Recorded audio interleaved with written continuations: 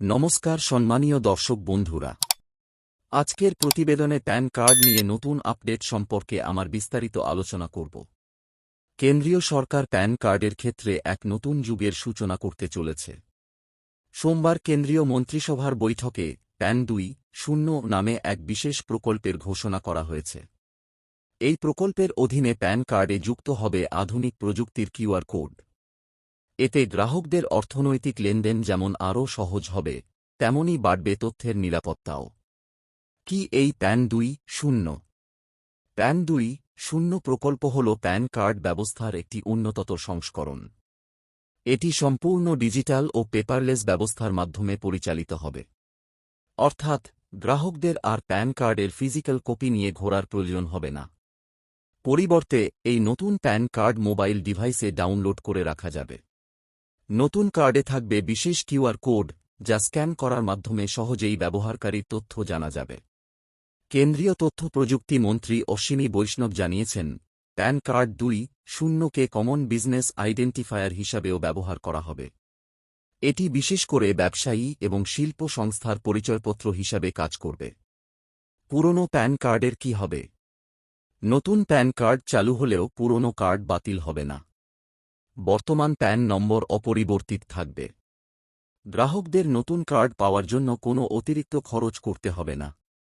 প্রকল্পটি সম্পূর্ণভাবে কেন্দ্রীয় সরকারের অর্থায়নে বাস্তবায়িত হবে।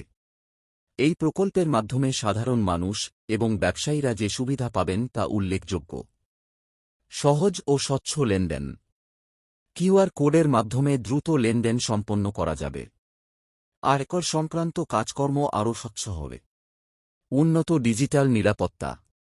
ব্যক্তিগত তথ্য এবং অর্থনৈতিক অ্যাকাউন্টের নিরাপত্তা আরও জোরদার করা হবে। জালিয়াতি প্রতিরোধ। আর্থিক জালিয়াতি রোধে কার্যকরী পদক্ষেপ নেওয়া হবে।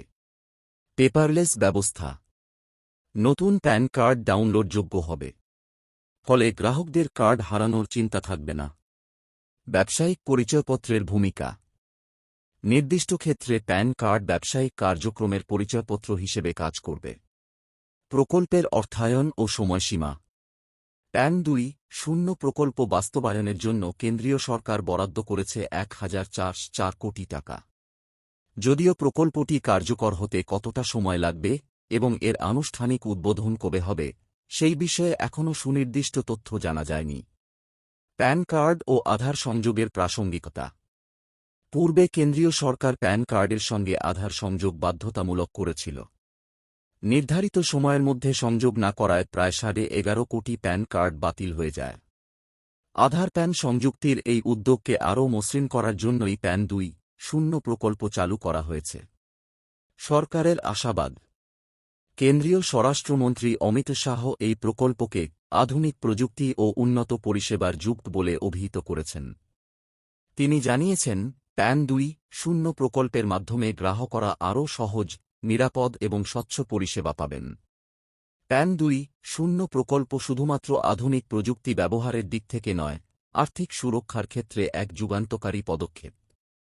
এর ফলে দেশের আয়করদাতারা যেমন সুবিধা পাবেন, তেমনি আর্থিক লেনদেনের ক্ষেত্রে সুরক্ষা ও স্বচ্ছতাও বাড়বে। সাধারণ মানুষের জীবনযাত্রা আরও সহজ ও সুরক্ষিত করতে এই উদ্যোগ অত্যন্ত গুরুত্বপূর্ণ হতে চলেছে।